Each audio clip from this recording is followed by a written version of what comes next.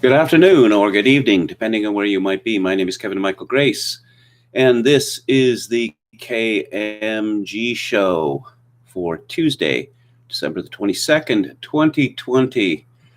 Let's see. I look a little moribund here. Let's change this light. There we go. Is that any better? Any less moribund? Well, we'll have to live with that. I want to talk about government pork. And I'll begin with this. Way back in 1995, The Simpsons had an episode which included this. Kent Brockman, the meat puppet on the local TV news station, says, with our utter annihilation imminent, our federal government has snapped into action. We go live now via satellite to the floor of the United States Congress. The speaker says, then it is unanimous. We're going to approve the bill to evacuate the town of Springfield in the great state of... He's interrupted by a congressman who says, wait a minute, I want to tack on a rider to that bill. $30 million worth of taxpayer money to support the perverted arts.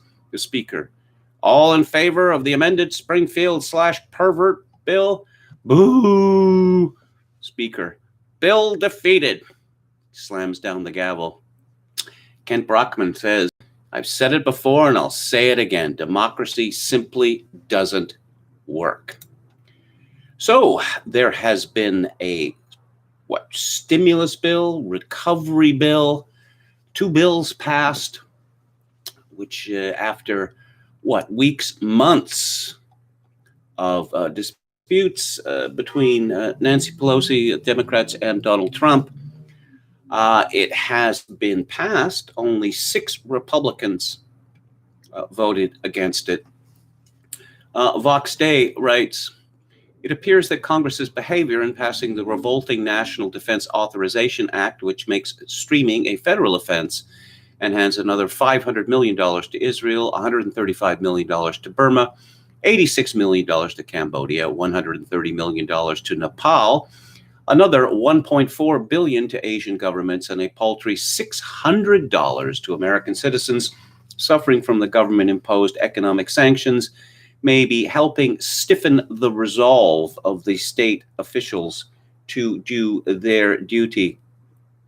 And from poll, I've been talking with state government officials over the past few days. Unless unlike Congress, they have balls.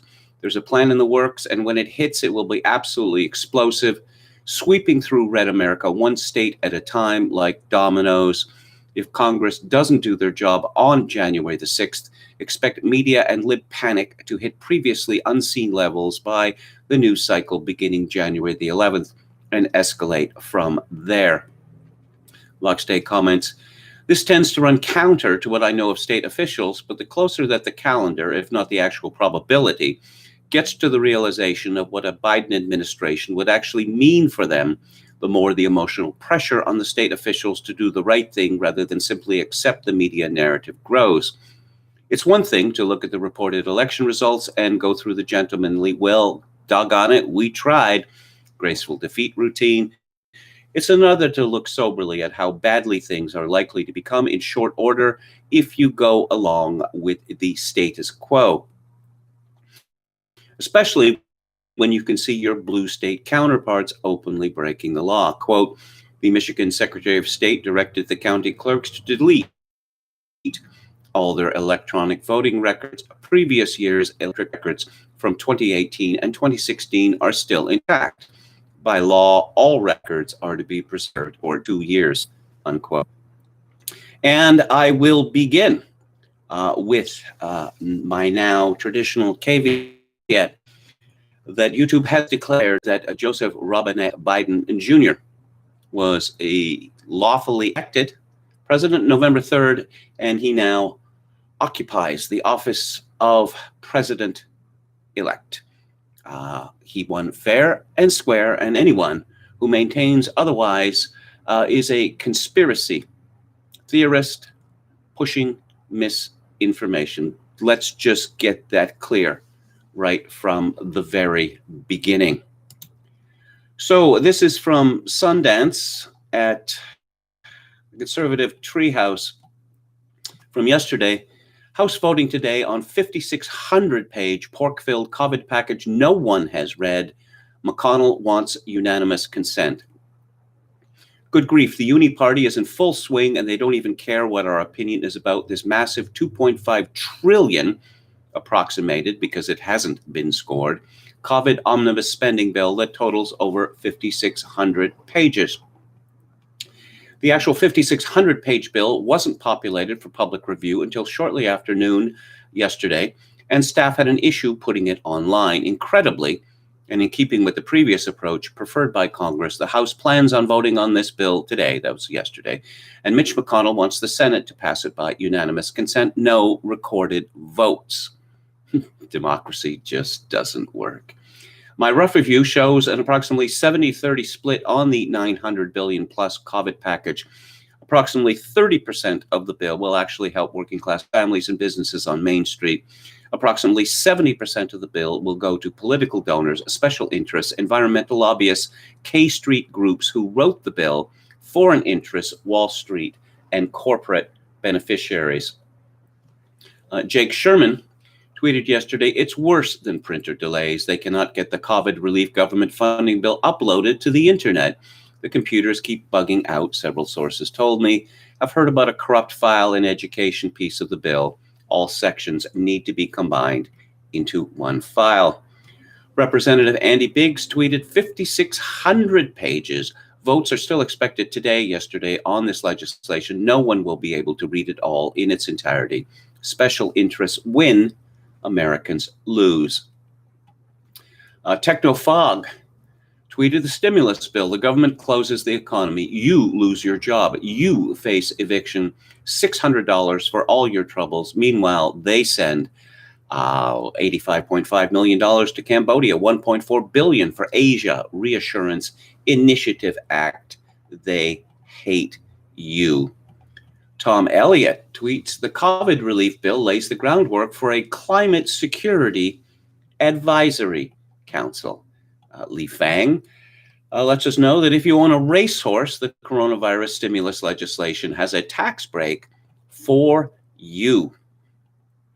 Via AP, the total price tag of the bill clocks in at least $2 trillion, but no one yet knows the bill's final cost. That's because the legislation was introduced just hours before the expected votes. Congress's nonpartisan scorekeeper, the Joint Committee on Taxation, won't have time to publish an estimate of the total of all the credits, deductions, and special preferences before the bill likely becomes law, according to Bloomberg News. In addition to the many provisions on COVID-19 relief, the behemoth bill packages a wide variety of measures, big and small, including a human rights bill focused on Tibet, the establishment of 2 new Smithsonian museums, a provision on doping in horse racing, and a measure that seeks to protect patients from surprise medical bills.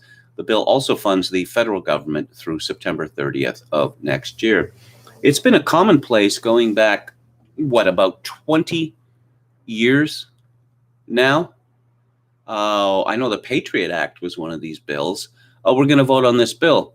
But no one knows what's in it because they haven't read it. And Nancy Pelosi, for years ago, you dopes need to read what's in the bill? What's wrong with you? This is not, democracy or constitutional republicanism as it is traditionally understood. What it is that the lobbyists and the representatives of foreign governments have given it 2 thumbs up. So that's good enough for the dummies in Congress. This is so absolutely shameful that I would say that it's a mystery why the members of Congress and House of Representatives go along with this. But that's in the nature of being a rhetorical comment. Let's see. There's a comment here from Monterey Peninsula.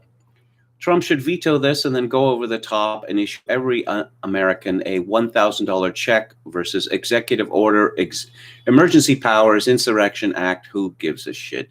or up to $5,000. Who cares at this point? Money's not even real anymore.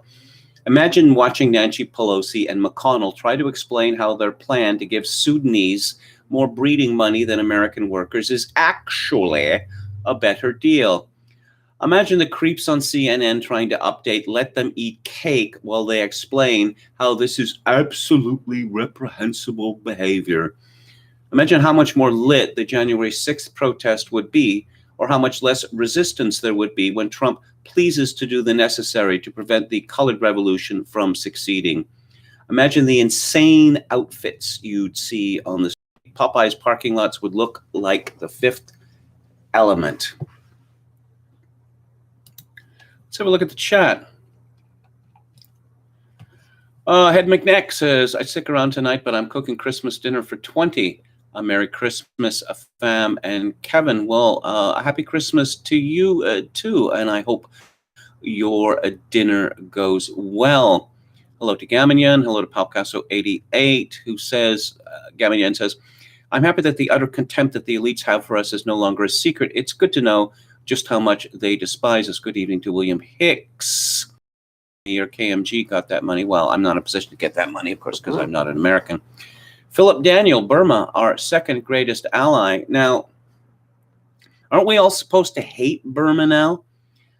Because we have learned in recent years that there are different flavors of Buddhism, and the flavor in Burma is not the same flavor as in Tibet. That is to say that the Burmese Buddhists are hard asses, and they have decided that there are illegal Muslims in their country who are not Burmese, who are being pushed into Bangladesh. And that woman who spent all that time in prison and won a Nobel Peace Prize and was beloved by all, she became a hate figure, but Burma's still getting money. And similarly, when Egypt signed its peace treaty with Israel, one of the reasons that Egypt signed was because of all of the U.S. money it was going to get. But one of the provisos there was that Egypt must have a civilian government.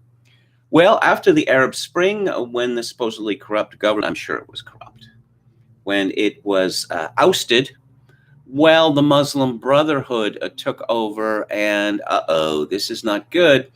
And so there was a military coup in Egypt, and the army has been running the place for years now, which is in violation of American aid law, but that's just ignored. It's just ignored. William Hicks says, looks like the Washington crowd got their Christmas bonuses. Bob Paxson, timely as always. KMG's professionalism sets too high a bar for today's youths. Well, thank you too much. Chogokin666 says, get on bus, sit across aisle from lady. First she's with the eyes, then she's with the neck, gets up indignantly and sits exactly the same distance across from another. Philip Daniel, Burma, by the way, was built on Burmese colonization of Mon, Khmer, Taishan, and Arakanese people. So ethnic Burmese are the white people of Myanmar.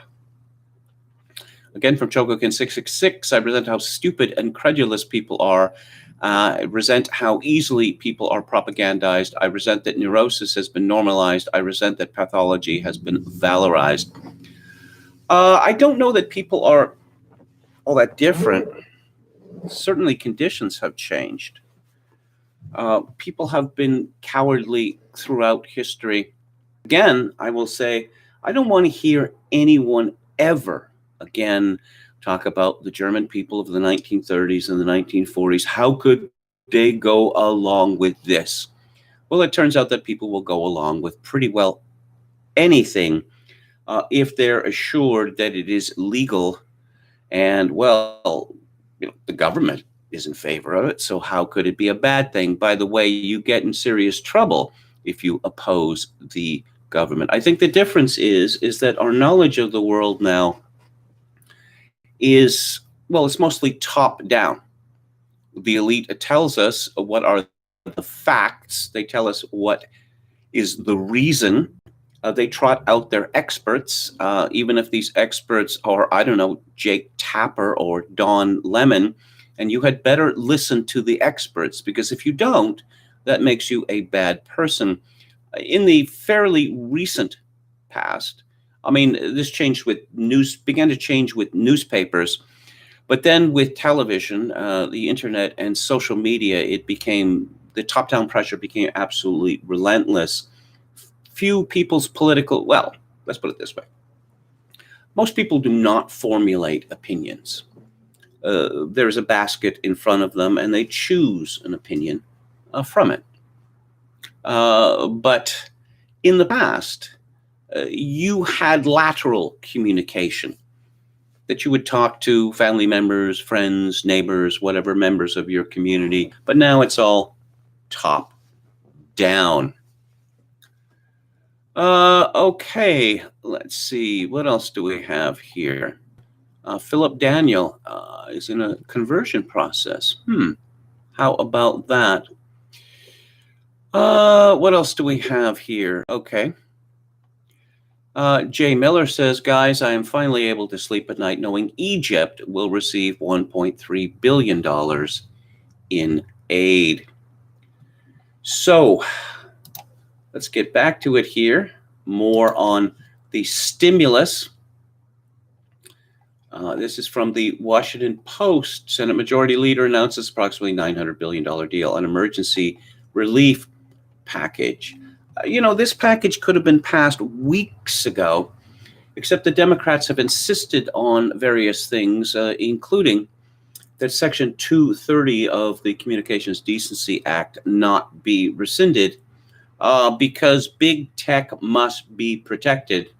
Why must that be so? Because Silicon Valley provides so many billions of dollars in campaign contributions to the Democratic Party. Mitch McConnell says, more help is on the way. Moments ago, in consultation with our committees, the 4 leaders of the Senate and House finalized an agreement. It would be another major rescue package for the American people. As our citizens continue battling this coronavirus pandemic this holiday season, they will not be fighting alone. What would have been possible, of course, for the Congress to simply remove everything else from the stimulus bill and just deal with helping Americans, and all the rest of the pork, of course, could go in other bills. But no, that would be too naked. That would be too simple. That would upset the lobbyists. According to WAPO, the legislation includes stimulus checks for millions of Americans of up to $600 per person. The size of that benefit would be reduced for people who earned more than $75,000 in 2019 and disappear altogether for those who earned more than $99,000. Stimulus checks would provide $600 per adult and child, meaning a family of 4 would receive $2,400 up to a certain income. Congress would also extend federal unemployment benefits of up to $300 per week, which could start as early as December the 27th. I wonder how much of this, what we've seen in 2020, is actually the slow roll out of the universal basic income. $600 per family member. It's really not that much money, but I suppose it's better than nothing. Certainly not as good as earning an income. But one gets the impression that in the future, only essential workers will be allowed to earn income. And the definition of essential workers will be rather exclusive. Jordan Schachtel tweets, yes, we're racking up $1 trillion of new debt, and no, you can't open up your business. Don't worry, though. Here's $600, peasants. Don't spend it all in one place. What a joke. Say 100 million Americans are eligible for the check. That's $60 billion in total direct payments. Bill is reportedly around $900 billion, so less than 7% of it is going directly to Americans. Congress is completely useless, and it would be better if they never showed up for work. The agreement includes stimulus checks of up to $600 per person based on income, a federal unemployment insurance bonus of $300 per week, over $284 billion more in loans for businesses struggling to pay rent and workers, vaccine distribution funds, and $82 billion in funding for colleges and schools. It also includes the Democrats' priority of $25 billion in rental assistance and an extension of the eviction moratorium. Jordan Schachtel comments, $82 billion more for academic indoctrination centers. Good work, Republicans. Thank God Harvard doesn't have to tap into that $40 billion endowment. Again, why is the federal government of the United States providing money to colleges and universities? That is not constitutional, but, what are you going to do about it? Do you remember when Reagan was campaigning in 1980? Well, older viewers, listeners will remember. One of his campaign planks was to abolish the Department of Education, which had been set up only a couple of years before by Jimmy Carter. And Reagan was persuaded that, this makes you look like a yahoo. What, are you against education? Actually, Ronald Reagan had a 4-year degree from Wheaton College.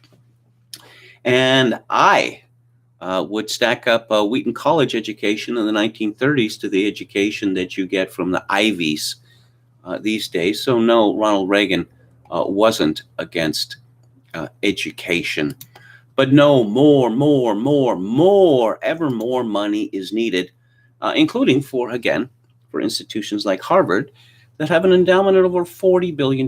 Greg Easterbrook pointed out quite a few years ago that the colleges like Harvard have more than enough money to stop charging tuition, which raises the question, is Harvard primarily a university, or is it primarily a hedge fund?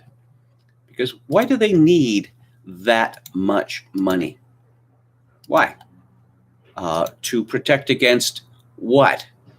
Especially when the federal government is going to step in at a time when Harvard, like other institutions, have decided, no, we're too scared to give in-person education now. As I mentioned a couple of weeks ago when I made a visit to the University of British Columbia, where I worked for 12 years, that I discovered that not only is in-person education out, all of the libraries have been closed. So you don't have professors teaching students, and I guess students don't need books. So why do you need these massive piles then? Why not turn them into condos and just have everyone learn from home permanently? Kristen Taylor at the Gateway Pundit today, Speaker of the House Nancy Pelosi has serious psychological issues with President Trump. She loses her cool and childishly acts out in settings like the State of the Union address and White House meetings where decorum dictates responsible behavior from the person second in line to the presidency. And there's a picture from the infamous moment where Nancy Pelosi gave the fake clap to Donald Trump as he was passing by. And then when he just finished his State of the Union address, I think it was, she had her copy of the prepared text, which she ripped up on camera before the president had left the stage. Pelosi's latest example of her pathological hatred of Trump is reported by Politico in an article on how the COVID stimulus deal finally came together this past weekend. Trump has refrained from directly negotiating with Pelosi, instead having Treasury Secretary Mnuchin deal with the speaker. That has not softened Pelosi's psycho-hatred of Trump. She said I'm counting down the hours till he's gone. She said that this weekend, I plan to pull him out of there by his hair, his little hands and feet. Oh, the little hands. Remember the little hands? That apparently Donald Trump is not very well endowed down there, which became a big political issue around that time that stripper was going after Trump, where CNN had a lengthy segment on the size of the president's member. Yeah, this decorum in politics that they are so eager to return to. This always struck me as a very strange line of attack on Donald Trump, because we know that Donald Trump has been very successful with the ladies. There was a joke in Playboy magazine, I think from the 1980s, which was widely circulated, that Trump is in an elevator in a hotel, maybe one of his hotels, and there's some yummy young woman in the elevator. And she suggests that Donald Trump come to her room. And Trump's response is, "What's in it for me?" Back to a Gateway Pundit. A Morning Consult political poll released today shows that the American people are tired of Pelosi's act, with 56% of voters saying she should be replaced as Speaker and only 31% saying she should keep her job. Democrats support keeping Pelosi as Speaker, 53 to 33%. And that's all that counts, right? Now, as far as dragging Donald Trump out of the White House, when it's decided that some dictator, typically in Africa, must go, but they don't want a civil war, or they don't want this noxious dictator to fight to the last breath, a deal is brokered. Idi Amin went to Saudi Arabia, others go to other countries, some end up in Switzerland. That is to say, if you really want this fellow out, let's make it as easy as possible, and let's not have any unnecessary unpleasantness or bloodshed. But no, the Democrats, who keep talking about healing, when they're not talking about dragging Trump out of the White House by his tiny little hands and feet. This is from NBC News. The three writers. Federal prosecutors have discussed making a legal request for Rudy Giuliani's electronic communications to sources familiar with the probe, tell NBC News, a sign that the investigation into President Donald Trump's personal attorney remains active and may soon be ramping up. Prosecutors for the Southern District of New York have been in communication with Justice Department officials in Washington about gaining access to Giuliani's emails, the two sources said. The Southern District needs Washington's approval before its prosecutors can ask a judge to sign a search warrant for materials that may be protected by attorney-client privilege. According to department policy, it is not known whether Washington has granted that approval. The scope of the current investigation is unclear, but in October 2019, the Wall Street Journal reported that prosecutors from the Southern District were reviewing Giuliani's bank records as part of an investigation into his dealings in Ukraine. Two of his former associates, Lev Parnas and Igor Fruman, were arrested that month on charges of campaign finance fraud. Parnas has since been charged with additional crimes related to wire fraud, conspiracy. Parnas and Fruman have pleaded not guilty. Yes, it was after 9/11 when the United States government decided that, if we define certain activities as terrorist-related, then attorney-client privilege, we can just dispense with that.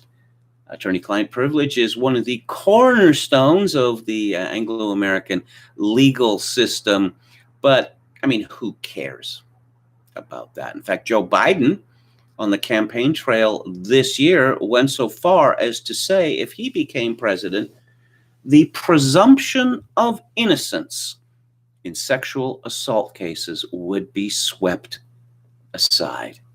Yeah, how about that? So the Democrats have decided that they are not going to offer Trump an easy way out. It has been made clear from numerous sources that we intend to put you, your lawyers, your advisors, cabinet ministers, and members of your family in prison. That does not strike me as a very prudent course, but the Democrats have not been prudent. Going back to 2015, they declared war on Trump and decided that he would be removed by any means necessary.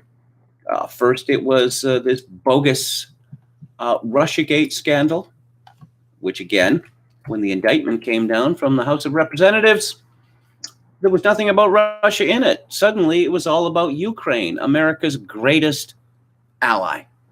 And why would that be? Why? To protect Joe Biden, Jim Biden, Hunter Biden. Have I left out any Bidens?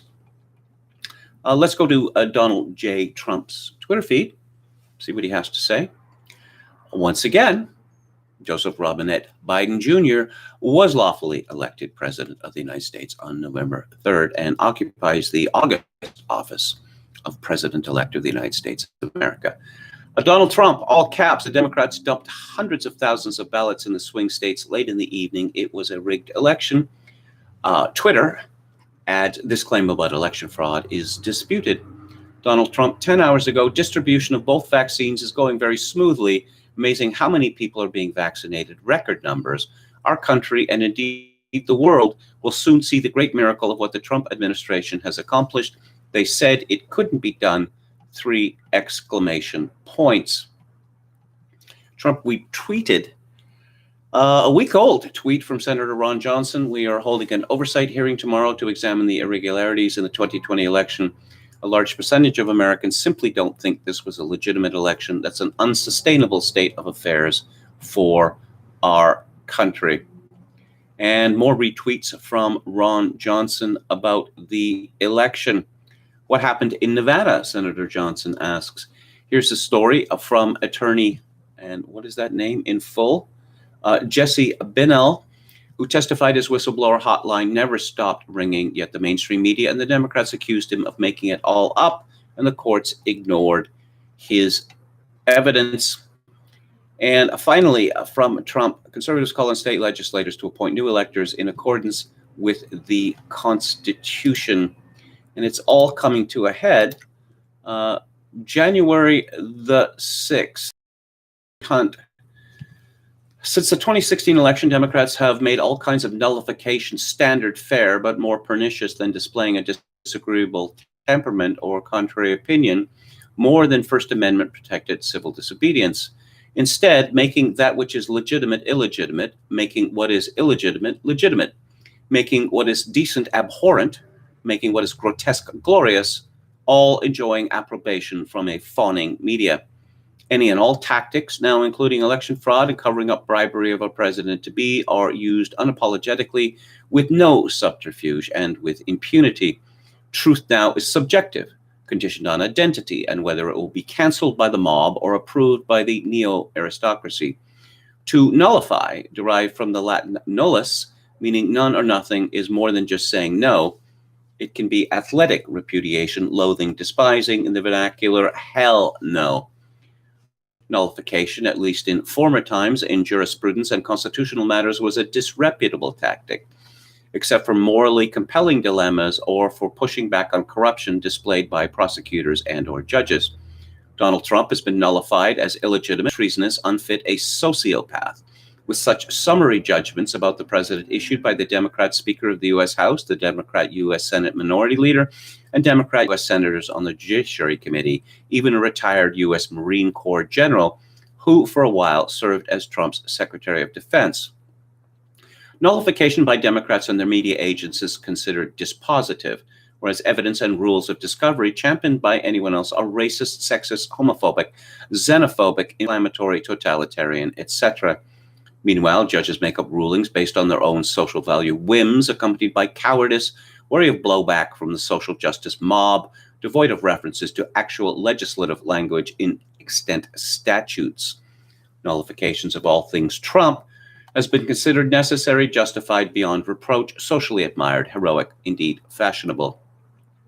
Moreover, Democrats have nullified both state and federal criminal statutes and codes, while anarchists burned buildings, torn down monuments, firebombed hundreds of businesses, federal courthouses, and churches, terrorized hundreds of thousands of citizens across dozens of Democrat-run states and cities, defunding the police, releasing violent criminals from prison while criminalizing law enforcement actions, enabling radical attorneys general and district attorneys' refusal to prosecute obvious felons is the norm in the biggest, bluest cities.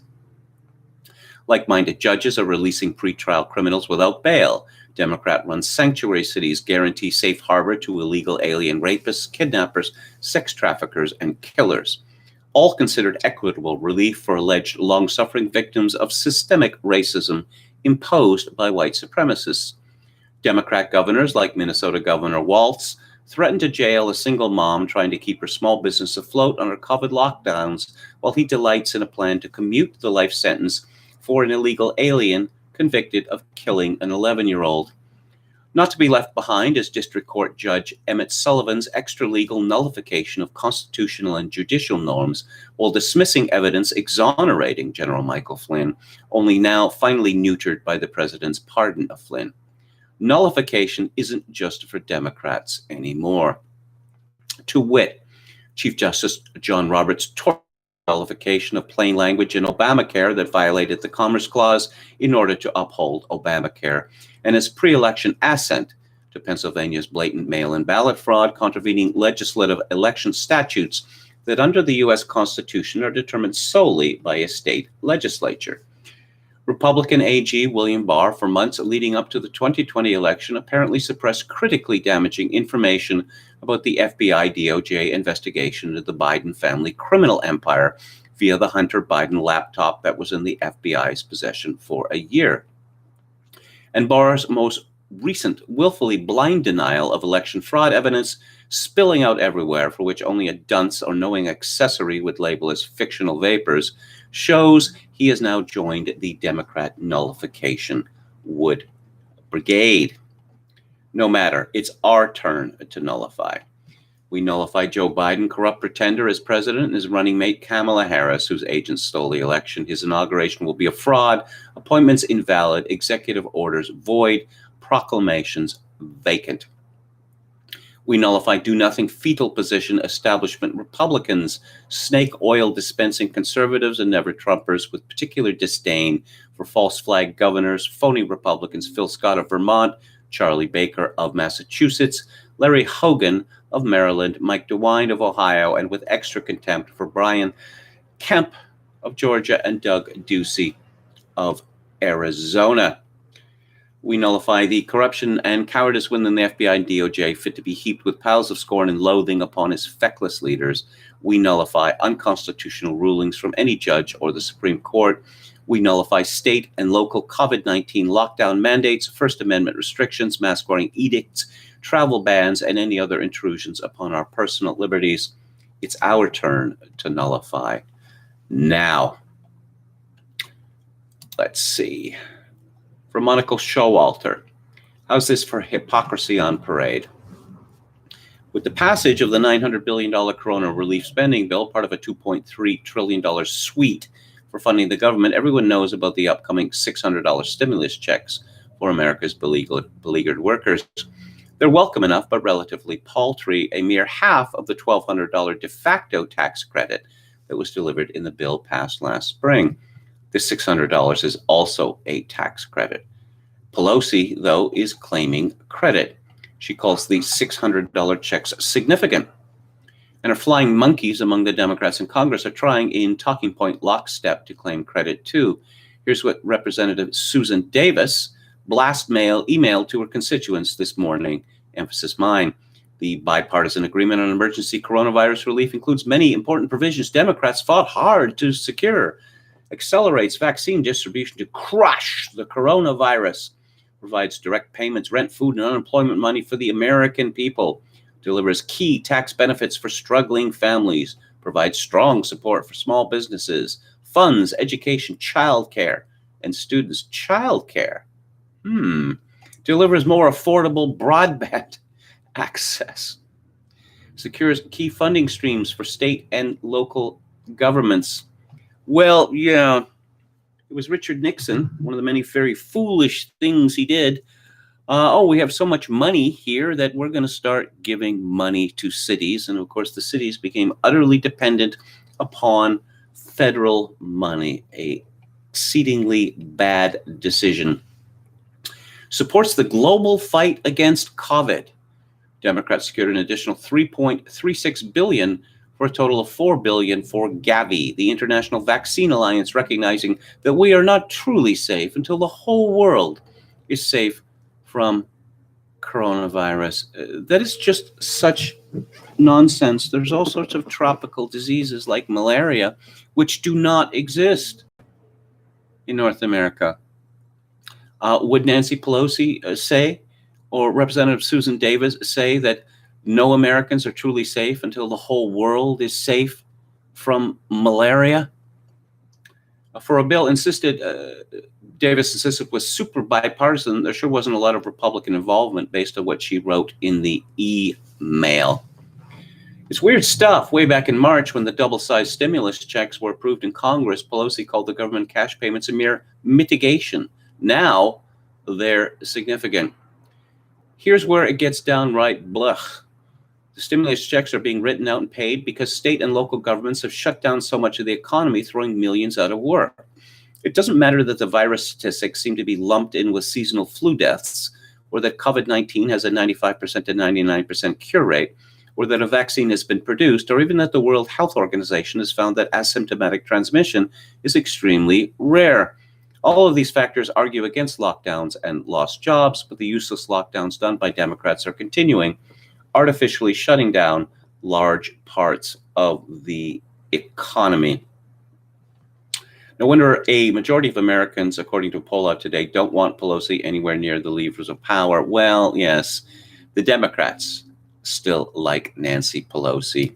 And even if the Democrats didn't like Nancy Pelosi, it's not as if popular opinion in the Democratic Party is going to have anything to do with whether Nancy Pelosi remains Speaker of the House of Representatives. I mean, come on, seriously. How naive would you have to be to believe that? Oh, and let's see what we have from American Greatness. A piece from Conrad Black, a fellow Canadian, although he is not a Canadian citizen because he renounced his Canadian citizenship after then Prime Minister Jean Chrétien decided, based on false precedent, that Conrad Black could not accept a British peerage. Black, for his part, in renouncing his Canadian citizenship, said that it was not competitive compared to citizenship of the European Union or the United States. Canadians did not exactly take this very well. Conrad Black, after he was released from prison, was barred by law from Canada as a convicted felon, but Prime Minister Stephen Harper decided to let him in regardless. Years ago, I wrote a lengthy piece about Conrad Black. There's no question he was guilty of what he was charged with, self-dealing, selling companies that he controlled to himself and David Radler, his business partner, and then paying themselves from the company he controlled a non-compete clause. That's what you call chutzpah. That's what you call chutzpah. Let's see. This looks interesting. Anti-lockdown protesters kick in door at Oregon State House. The protesters chanted, "Let us in and arrest Kate Brown." Well, the fire perhaps really is rising. According to the New York Post, it was part of a non-permitted flash mob demonstration promoted by the far-right Vancouver, Washington group Patriot Prayer. Oregon's third special legislative session of the season got off to a contentious start Monday morning, with a Republican senator ripping off his mask on the chamber floor and a group of demonstrators forcing their way into the Capitol. The anti-lockdown protesters, some of whom were armed, called on lawmakers and Democratic Governor Kate Brown to end COVID-19 restrictions in the state. Governor Kate Brown called lawmakers back to Salem to pass COVID-19 relief bills. During roll call, Senator Dallas Hurd objected to state coronavirus policies that bar members of the public from the Capitol building and require lawmakers to wear masks. This is yet another illegitimate session due to those exclusions. Senator Hurd told the Senate president before quoting from the Bible, quote, "Adversaries of the Lord shall be broken into pieces. This is God's kingdom, not yours." Well, I was wondering how long it was going to be before there was significant reaction to the COVID panic. And I think that the straw that broke the camel's back was this, that vaccines, they're our savior. Once we get the vaccine, all of the social restrictions can end. But no, not so fast. Still need the mask, still need the social distancing, still need the closing of so-called non-essential businesses. People understand that they were lied to. They were made to suffer a great deal needlessly, but with the promise that this would be mitigated when vaccines arrived, and it's not going to be mitigated. When? Well, Dr. Fauci says, perhaps the third quarter of 2021. I believe Bill Gates is holding out for 2022. From the Gateway Pundit. Oh, okay, this is breaking news. President Trump asserted his authority on Tuesday and granted a full pardon to George Papadopoulos, who was hunted down by the deep state and Robert Mueller's goons for the crime of working on Trump's 2016 campaign. In September 2018, Papadopoulos was sentenced to 14 days in prison, 12 months probation, and $9,500 fine and 200 hours of community service after pleading guilty to one count of making false statements. Today's pardon helps correct the wrong that Mueller's team inflicted on so many people. Oh, well, he pleaded guilty, the media will say. Why did he plead guilty? For the same reason that General Flynn did. Because the government comes to you and says, we're going to put you away for 40 years, 60 years, 80 years, 100 years. We're going to slap you with dozens, hundreds of charges. We will bankrupt you because our resources are infinite. Oh, by the way, we will deny this if you repeat it, but our friends in the media will tar your reputation such that you won't have a reputation anymore. So if you plead guilty to this little thing, then the rest of it will go away. Additionally, the president pardoned Dutch London-based lawyer Alex van der Zwaan, who pleaded guilty to making a false statement after being indicted by Mueller. And he also pardoned former members of Congress Duncan Hunter and Chris Collins. He granted a total of 15 pardons on Tuesday, according to Reuters. Also pardoned was former Republican Representative Steve Stockman of Texas, who was convicted in 2018 of misuse of charitable funds. From Breitbart, Joe Biden to dismantle Trump's legal wall, inviting Central Americans to southern border. Conservatives ask congressional Republicans to pursue Joe Biden's bank records. Joe Biden, some claims about Hunter's dealings, Russian disinformation. Yes, those Russians, they're just unstoppable. Of course, at the same time, they're clownish figures, remnants of a once great empire. Well, about a decade ago, some of you might remember, that the neocons, the neolibs, I guess, they were gleefully looking forward to the future, circa 2060 or 2070, when the Russian people would have disappeared, literally. They would have been bred out of existence. Oh, this is interesting. I thought the 2020 elections were entirely legitimate. This is from Amy Furr on Breitbart. Democrat Rita Hart is filing a notice of contest with the U.S. House of Representatives in Iowa's District 2 election against a Republican opponent, Marionette Miller Meeks. That is quite the moniker. You see, I kept the alliteration thing going there. See what I did there? In a press release posted on Twitter, Hart's campaign said that the notice will be filed Tuesday outlining why Rita is the winner of the race. Further, the notice explains why the House should count every legally cast ballot. What? to guarantee fulfillment of each voter's constitutional right. This is dangerous, dangerous talk. Does YouTube know about this? Does Google know about this? Does Twitter know about this? A final recount on November 30th showed Miller Meeks winning the race by 6 votes. And Miller Meeks tweeted, "This election has been decided by Iowans. That decision should not be thrown into Washington's hyper-partisan atmosphere. It is shameful that Rita Hart does not have faith in Iowans and does not respect the decision of Iowa voters." Perhaps Miller Meeks will be another one of the many laws who simply cheat by the Senate. Oh, from the Citizen Free Press, Black Lives Matter protesting a child's cancer fund raising. Because, of course, enjoyable time, or perhaps a distressing time in the next few days final. And let's look at the White House announcing the authority to present classified information to a grand jury investigating the Russian collusion hoax. Previous DOJ regulations required the consent of the specific classifying agency. Trump's order eliminates the ability of the CIA or other intelligence community agencies from panel like John Durham to investigate the Russia hoax. If Joe Biden occupies the Oval Office on January 20th, John Durham is going to be fired. That will happen. No question about that, of course.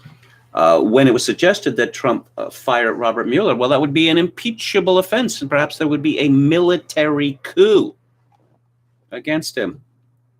Tristan Justice tweeted, "Someone was missing from your pardon list, sir, and there is a picture of Martha Stewart," which is one of the great stitch-ups in American legal history. Again, the FBI seeking to ensnare someone in a perjury trap. And I suppose it was with the Martha Stewart case that we learned that while it is a criminal offense to lie to an FBI agent, it is not any kind of an offense for FBI agents to lie to Americans. Paul Gosar. And Paul Gosar is congressman for Arizona's 4th District. Great meeting today with Donald Trump and Mark Meadows and Rudy Giuliani, my homies, and Biggs, Mo Brooks, Matt Gaetz, and others. President is resolute. We will not accept disenfranchisement of 80 million who cast a vote for POTUS. The sedition will be stopped.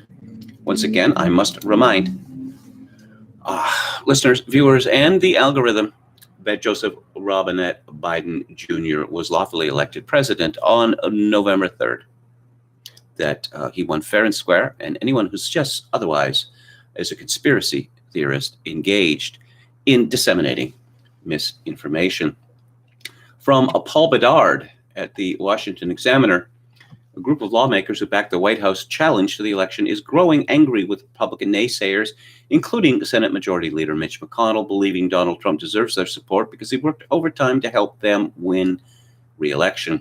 He supported them, and they all won because of him, said incoming Georgia Representative Marjorie Taylor Greene in an interview. Listen, President Trump gave rallies in every single state. Well, not every single state. He supported every single Republican running for office. He did fundraisers for them, and I'm talking about Mitch McConnell, too. He did fundraisers for all of them. He tweeted for them. He supported them, said Greene, who organized a Trump meeting Monday with a group of House Freedom Caucus members. Now it's time for Republicans to look at the hard truth and step out of the shadows and get involved and get into the fight, adding, if they can't do what's right, truthful and honest, and stop a stolen election, then I don't know why they want to be an elected member of Congress. Oh, I know why they want to be an elected member of Congress. Because of the quid pro quo. You know, how Bill and Hillary Clinton became so fabulously wealthy after Bill left office. How Barack Obama became so fabulously wealthy after they left office. I don't know how fabulously wealthy Paul Ryan is, but I assume he is not hurting for money since he left office. Tim Young at Tim Runs His Mouth reports the Kennedy Center is getting another $14 million in this stimulus bill. That means they've gotten $40.4 million total so far. Enjoy your $600, peasants. Oh, okay. The Vatican weighs in on a moral issue, and yeah, this won't be a surprise to anyone who's followed the Vatican in recent decades. According to the Associated Press, the Vatican on Monday declared that it is morally acceptable for Roman Catholics to receive COVID-19 vaccines based on research that uses cells derived from aborted fetuses. Guidance that came after some churchmen in the United States argued that such products were immoral. The Congregation for the Doctrine of the Faith, the Vatican's watchdog office for doctrinal orthodoxy, said it had received several requests for guidance during recent months. The doctrinal office pointed out that bishops, Catholic groups, and experts have offered diverse and sometimes conflicting pronouncements on the matter, drawing on Vatican pronouncements in past years about developing vaccines prepared from cells derived from aborted fetuses. The watchdog's office statement was examined by Pope Francis, who ordered it to be made public. Again, not a surprise. This is more from Kane at Citizen Free Press. Mike Pence doesn't sound like a man who's quitting. And let's go back to the chat here. Burma Shave, best shave, says Chogokin666. That's Burma Shave. That's even before my time. That I used to see this in cartoons. You know, you'd see billboards, Burma Shave, best shave, and I'm thinking, I have no idea what they're on about. But apparently this was a thing back in the past.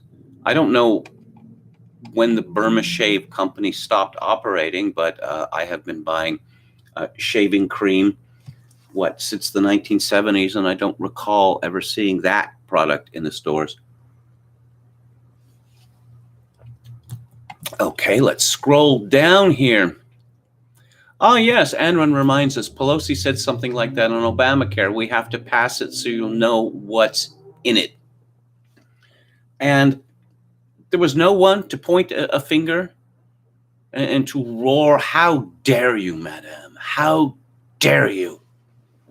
Leave this place and never darken it again with your presence. Bob Paxson, hotel room KMG may be the best KMG. Well, that's very kind of you to say. What about tipsy or sloshed KMG? I hope I put those days behind me. Okay. Oh, I resent that a breath of cool, crisp winter air is a possible vector for confrontation. I don't know what that is in reference to. That's from Chogokin666. Hikma Warrior, it's deeper than personalities. Fembots love to emasculate alpha men, modern day Delilahs. Who is Samson who will bring the house down, says Hikma Warrior. Yeah, I was listening to that Pixie song yesterday, Gouge Away, which is about Samson and Delilah and the destruction of the house. Very moving. Truner says, how long until Nancy Pelosi leaves office? I feel like somehow my whole life she's been there just ruining things. She's not leaving voluntarily. She is something like 8 years younger than Dianne Feinstein, and Dianne Feinstein isn't going anywhere. I don't know. Maybe I suspect what might happen with Dianne Feinstein is that she's told that she's being, taken on a trip, say. Or do you know that she owns her own Gulfstream? She owns her own Gulfstream, Dianne Feinstein, and flies from San Francisco to Washington and back. That maybe the pilot will be instructed to stop at another destination, which contains a long-term care facility. And Senator Feinstein will not be informed of this, and she will still believe that she is a senator. Emma Kelly's Earth says, the problem with Ronald Reagan getting rid of the Department of Education is that the Hugh Department had been around since 1953 and had already built up the typical Washington iron triangle to protect its offspring. Health, education, welfare. Yes, that's what it used to be called. Then it became HHS, Is it still called that? Okay. Truth Hunter says, I feel like I've gone crazy because I think the left actually supports everything I want. The only problem is they use reverse. Well, you know, they use cognitive dissonance as a weapon, which turns out to be very powerful. Pop Castaway KMG is your new hotel in a better case than the old one. No, it is in exactly the same place. And the reason for that is that I do not have a credit card, which is not a prepaid credit card. Hotels will not accept, typically, prepaid credit cards. And so since I had begged my way into staying here, just as I had begged my way into staying into my first hotel and agreeing to put up a deposit, I thought that would grease the skids, which indeed it did. Hello, Professor Paul. Hikma Warrior says, using the Lebanese model of identity politics to assign cabinet ministers worked out wonderfully, not in Lebanon civil war. Truth Thunder, it honestly wouldn't surprise me if in about 2 to 4 years Biden has an accident while on stage, but it doesn't realize it and creates a trail of dirt behind him. Look, we're supposed to believe that this fellow broke his ankle because he got out of the shower and presumably when his feet were wet or the floor was wet, and he pulled his dog's tail. Was the dog in the bathroom, in the shower room? So Joe came out of the bathroom with a towel around his waist or perhaps wearing a dressing gown and decided to pull the dog's tail. As I mentioned earlier, this is not something that adults do. Children pull dogs' tails. Children pull cats' tails. Now, their parents have told them not to pull the tails of cats or dogs, but if they insist upon doing so, typically the dog will bark at them, which usually makes them burst into tears, wails, or the cat will give them a nasty scratch with a similar result. And then they run up to their parents, and the parent says, "We told you so. We warned you." And they learn a lesson from that. Well, most children do. And, okay, Matthew Carpenter says, Assad's latest speech was good. The Lion of Damascus must be protected. I hate the expression rest in paradise, Coco666.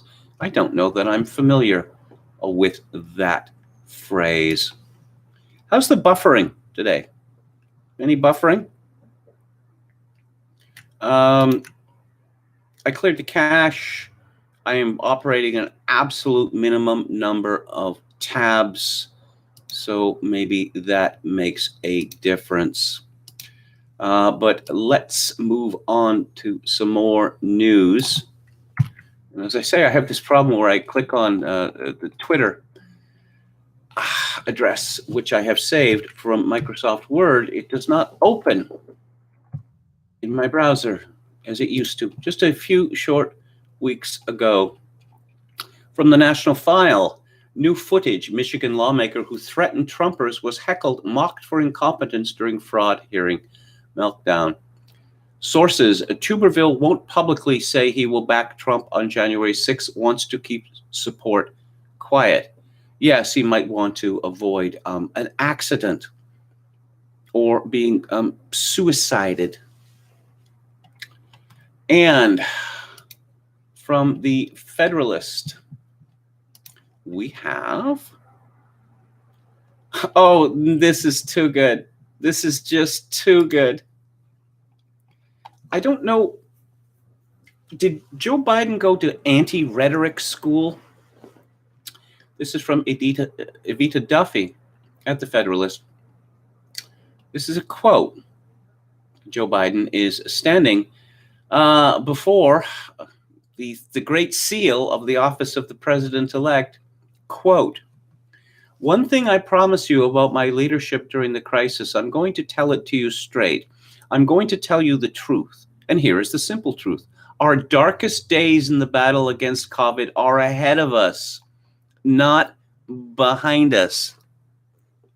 This is just a punch in the stomach to those nonpartisans who voted for Joe Biden because they thought that he was going to bring, peace.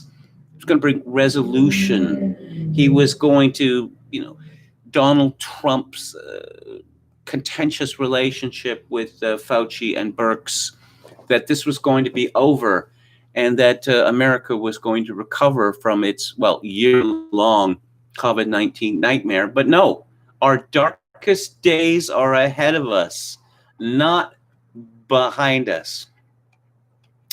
Evita Duffy comments, Democrats' recent pessimism has been puzzling since the vaccine and massive government spending should be considered by Biden a step forward in the fight against COVID.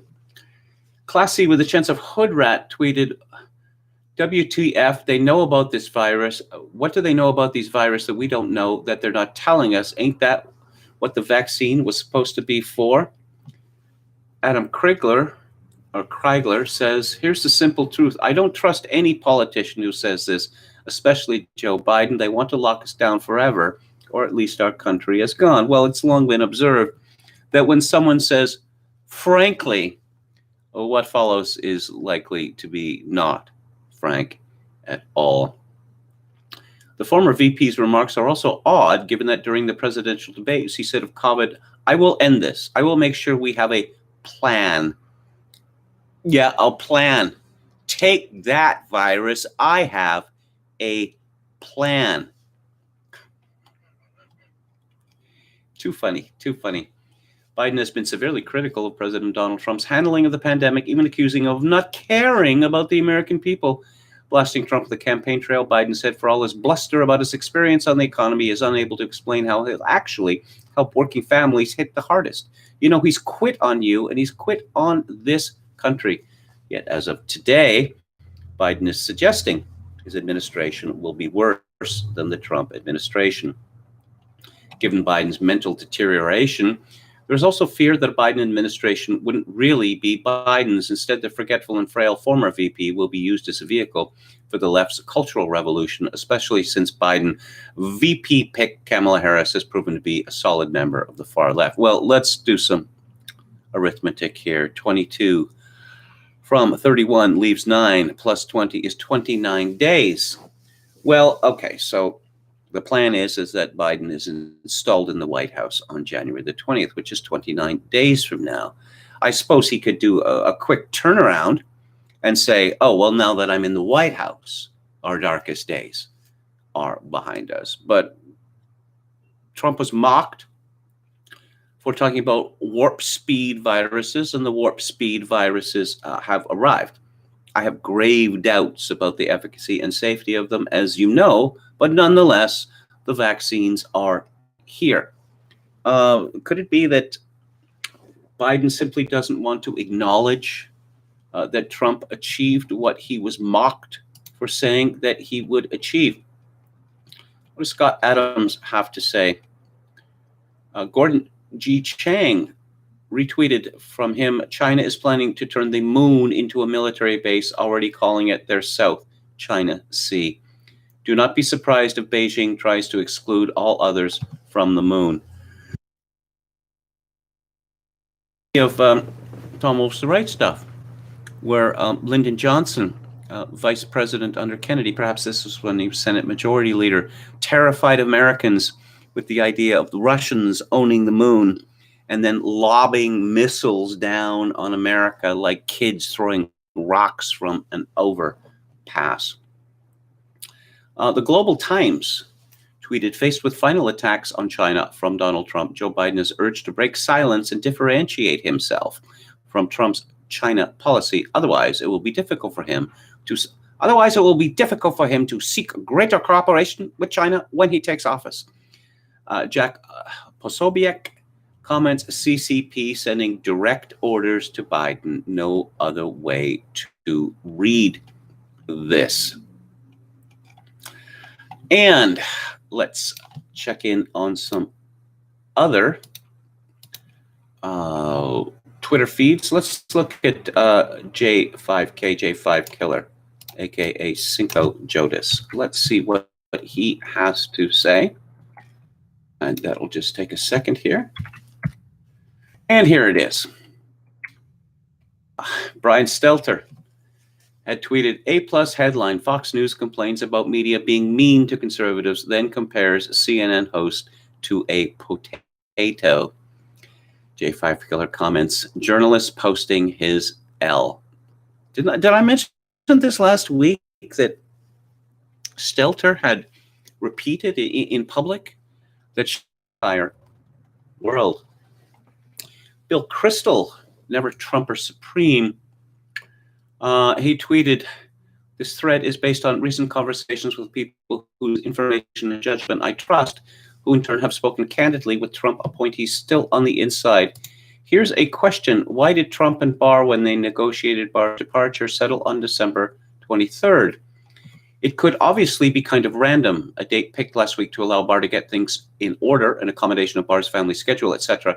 But it could also be that Barr very much wanted to get out before December 24th, or that Trump wanted him out by then. One obvious possibility, Bill Kristol continues, discussed in the White House. Trump has spoken about a bunch of pardons on Christmas Eve.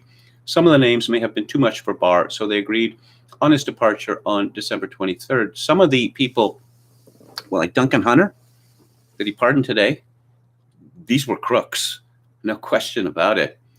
Kristol continues, 4, or the pardons will be a few days later, but the principle holds. Barr wanted out or Trump wanted him out first, but it could be more than pardons. Yesterday, Barr suggested there were several things he wouldn't do that Trump wanted him to do as AG. 5, ranging from appointing special counsels for Hunter Biden or election fraud, or giving a legal okay for seizing voting machines or for various types of Insurrection Act type moves by the president. Can one be confident Barr's successor as AG, Jeffrey Rosen, will also say no? 6, I'm told not. I'm told the very ambitious Rosen has pushed on earlier occasions for carrying out Trump's will, only to be stopped by Barr. And people who've worked with Rosen say they wouldn't be surprised to see him as AG hasten to try to do Trump's will. 7, in the past, Rosen has been allied with some of the White House's counsel's office and others elsewhere in the White House who've been for going whole hog for Trump, as a friend puts it. They've run up against resistance from Barr, but also from White House counsel Pat Cipollone. 8, the departure of Cipollone would be a signal, as one person put it, that all bets are off. 9, I'm also reliably told senior military officials in the Pentagon are more, not less, alarmed than they were a few weeks ago when Mark Esper was fired. Loyalists in the most senior civilian positions don't seem there only to burnish their resumes as 10 things happen. The senior military obviously retain considerable clout, to say the least, but the discussions they're having among themselves are unprecedented. 11, more sober and weighty than those of 1974 and the weeks before Nixon's resignation. And the difference is that Jim Schlesinger was then Secretary of Defense, committed to checking an unstable and desperate president, not to helping one. 12, all of these alarms, one hopes and trusts, will come to nothing, or at least to not too much, and the coup in the end will fail. Ha, ha, ha. Yes, projection.text. But that something more than we've seen so far won't be tried. Of that, people aren't so confident. 13, the last thing to look for is what, if anything, happens on December the 24th. And I've heard this day, December the 24th, mentioned several times. J5 Keller comments, an entertaining thread from a repellent source. So we could have a Christmas surprise from President Trump. Of course, this Christmas surprise would be to the elite coal in their stocking, but that would be delightful. The panic report, deadliest year in American history, fatalities top 3 million. Here's something which you may not have heard. As our populations in the West age, the number of people who die every year is going to increase by necessity. Life expectancy gains reversed. Fauci dosed. Joe jabbed. More lawmakers decline. Families shun nursing homes. Vaccine injury claims steered to obscure federal office. Nurse walks out of hospital after 8-month ordeal. Dire warnings go unheeded as many insist on Christmas tradition. Close to Pope test positive. Birx to retire. Yes, I believe I'll have more on that. Open this in case this is a very amusing story, and it couldn't happen to a nicer woman. Mutant strain spread started in USA. UK isolation grows. Vax put to test. Complicates herd immunity. I think we were told that herd immunity was a myth. Anti-vaxxers could face public transport ban in France. Newsom picks Padilla to fill Senate seat. I looked this fellow up, and he's a lifer. He is, I don't know, it'd be difficult to be more of a lifer than Alex Padilla. Let's see. What do we know about this fellow? Born in 1973. Apparently he's a clever fellow because he earned a degree in mechanical engineering from MIT in 1994. After graduation, he moved back to Pacoima and briefly worked as an engineer for Hughes Aircraft, where he wrote software for satellite systems. He's a former member of the governing board of MIT and the president of the National Association of Latino elected and appointed officials, which has a membership of more than 6,000 Latino officials in the United States. Padilla began in politics as a member of the Democratic Party in 1995 as a personal assistant to California Senator, wait for it, Dianne Feinstein. 1995. 22 years old. I guess he had to have a job, if only for a few months, to say, well, I'm not a political lifer. Then at the age of 22, he crawls into the body of the host, where he has never left. He then served as campaign manager for Assemblyman Tony Cardenas in 1996, Assemblyman Gil Cedillo in 1997, and State Senator Richard Alarcon in 1998. In 1999, at the age of 26, Padilla was sworn in as a member of Los Angeles City Council. He became city council president. Became Secretary of State in 2014. Yeah, a lifer, a man with who left ordinary people behind many, many years ago. This is from Mediaite. Dr. Deborah Birx revealed in an interview with Newsy that while she intends to assist in the transition to the Biden administration, she intends to retire shortly after. The reason for her relatively sudden plans to retire, the manner in which her family has been treated over the past week. Oh, no, we don't pick on people's families, except, Trump's family, say.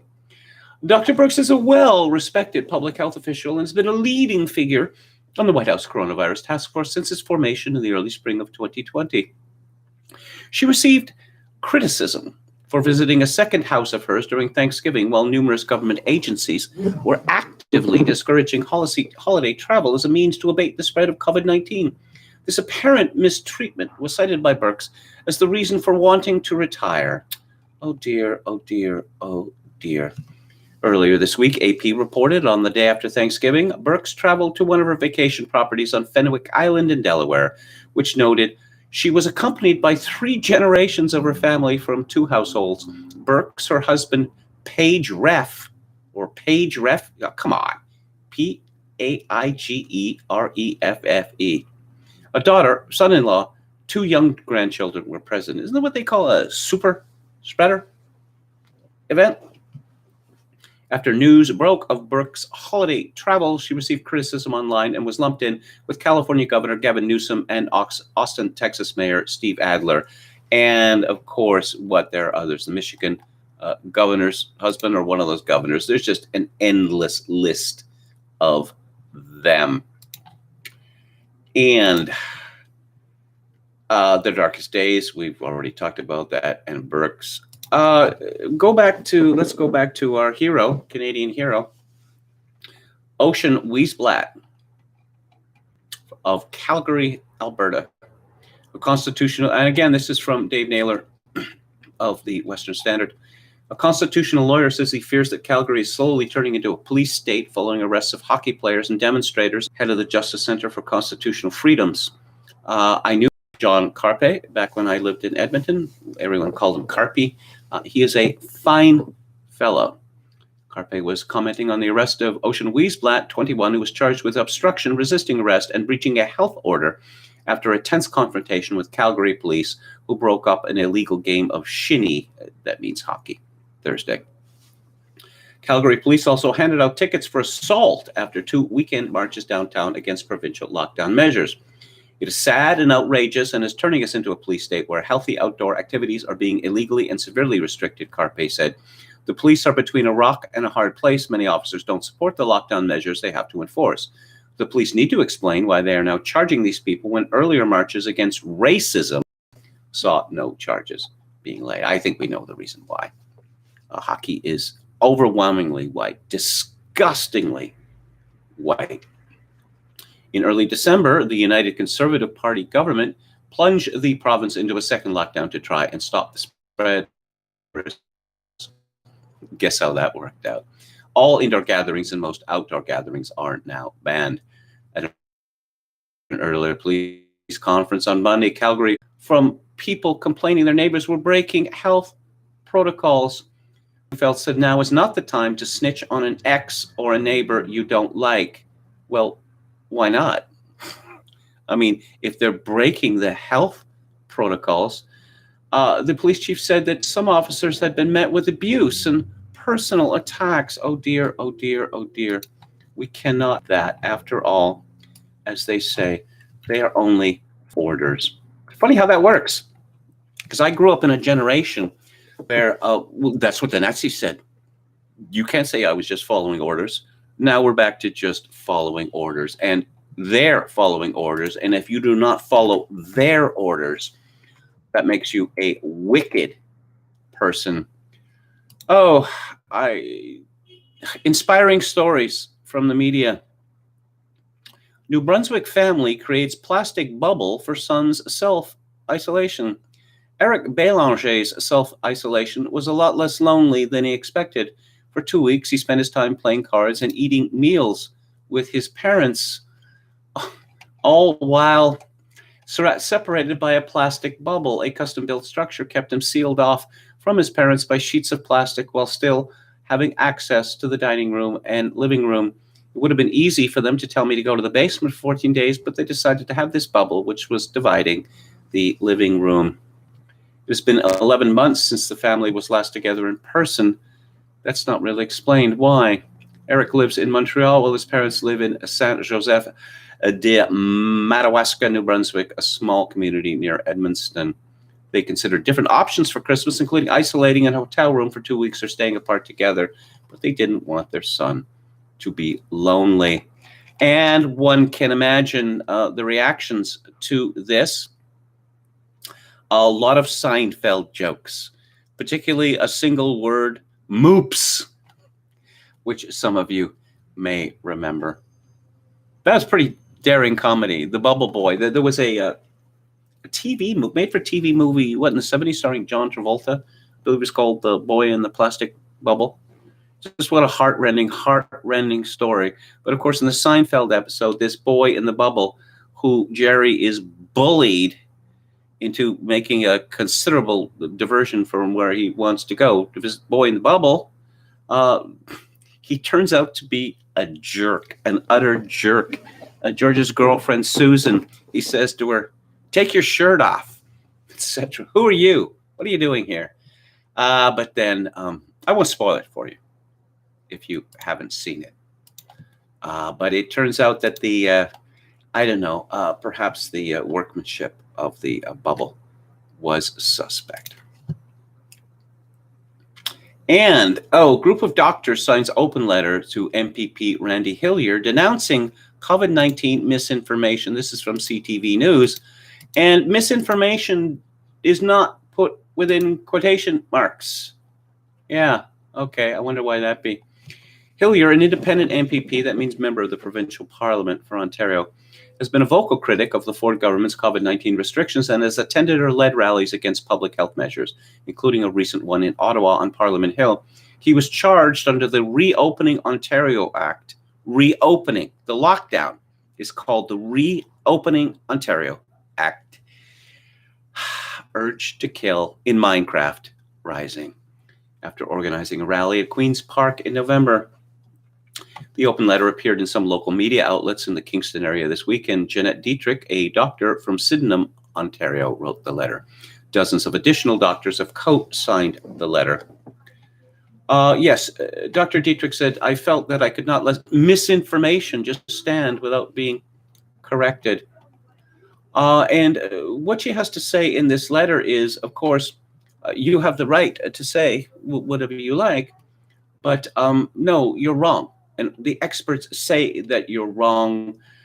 And when you quote Doctors Michael Yeadon and Carl Hennigan, well, you're getting it all wrong because you're not an expert.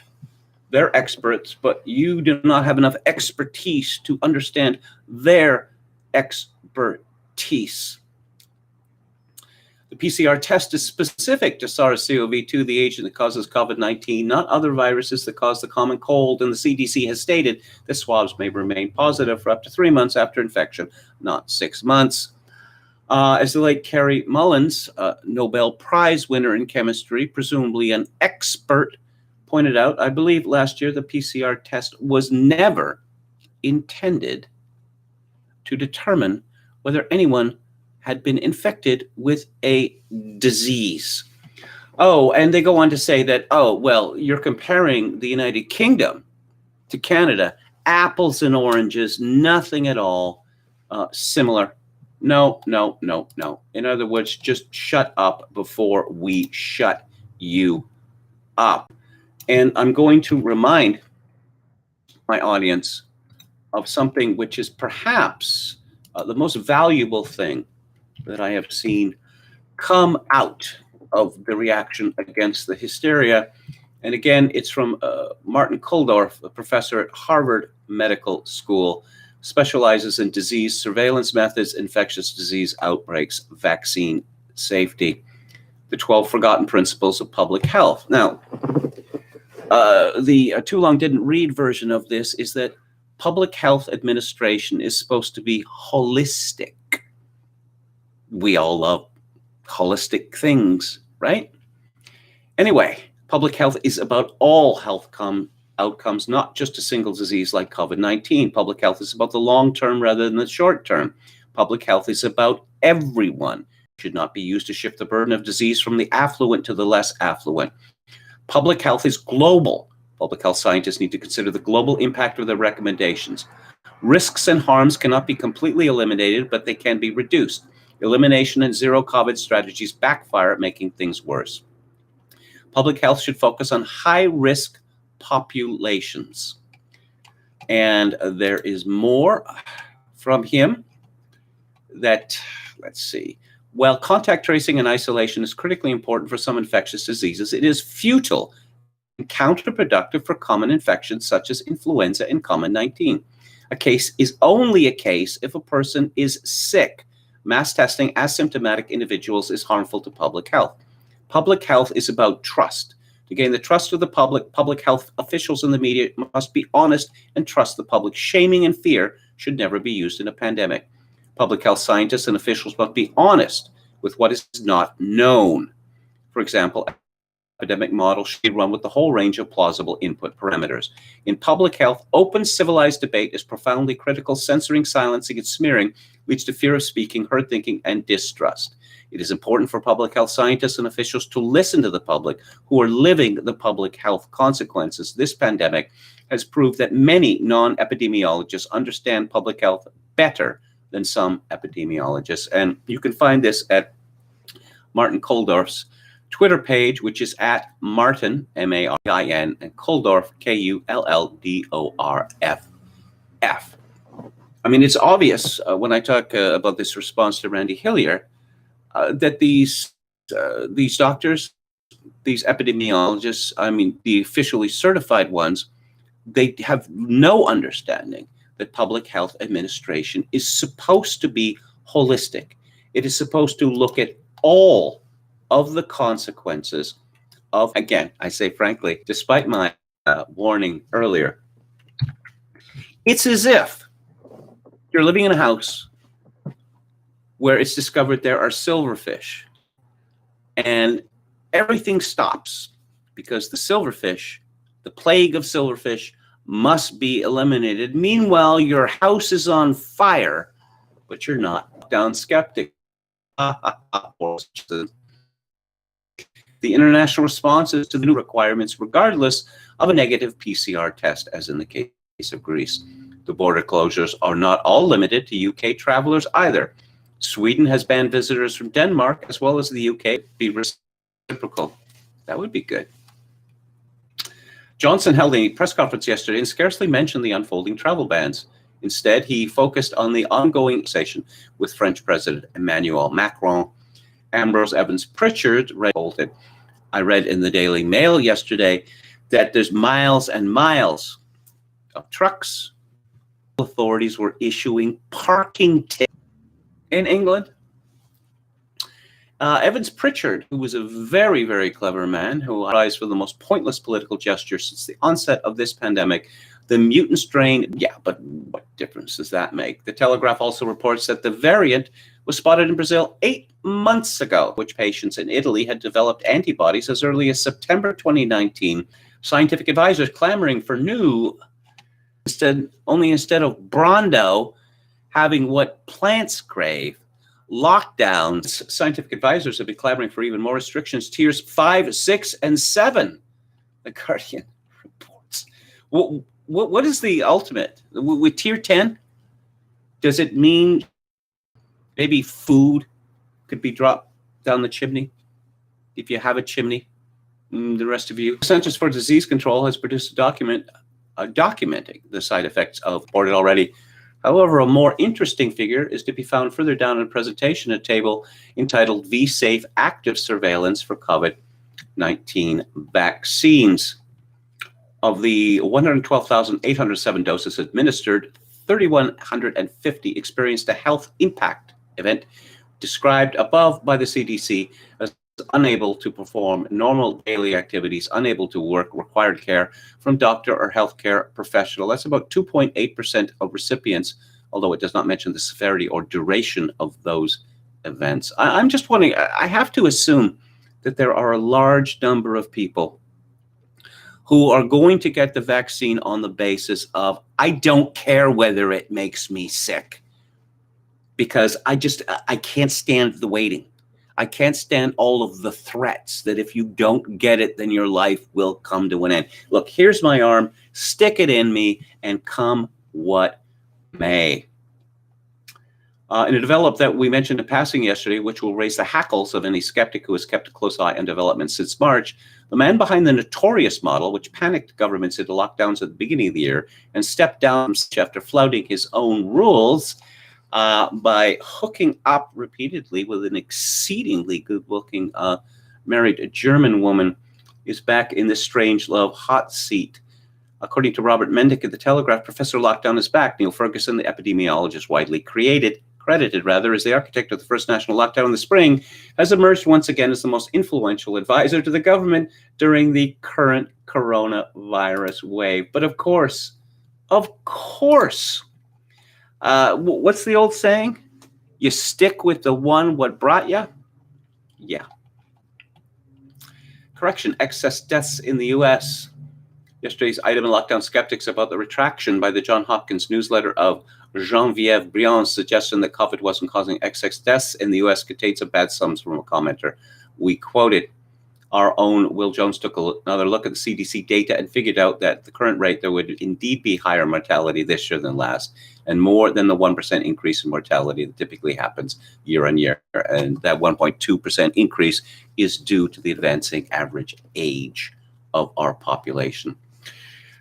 Although, as ever, how much of that can be attributed to the disease itself is an unanswered question. There have been concerns about lockdown-induced deaths in the U.S. for months, not least from drug overdoses, as the existing opioid crisis was worsened during lockdowns. It's reported in San Francisco, the 3 or 4 times as many people have died of overdoses of illegal drugs in San Francisco than have died attributed to COVID-19. We have a similar situation in Vancouver, to give one example.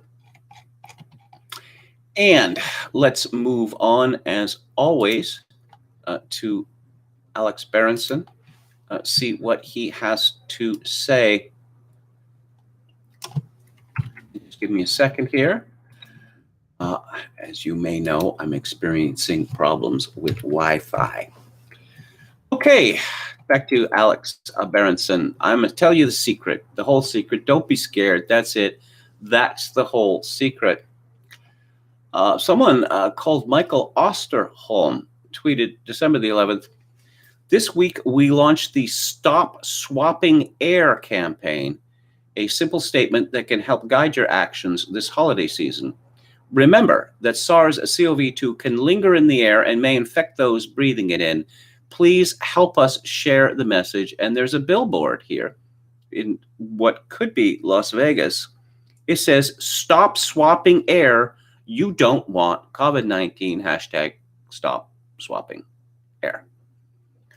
Berenson comments, "Oh dear God, this is not a parody." Well, I've been joking for months of people who are desperately terrified of the canopy, which covers the earth, the atmosphere. And my reaction has been, do you know how big the atmosphere is? Do you know how quickly substances dissipate in the atmosphere? Here, I'll show you how this works. And it's visible. Here, I'll light a cigarette. Okay, light the cigarette, and then you see all that smoke? See all that gray smoke? And it's gone. That quickly.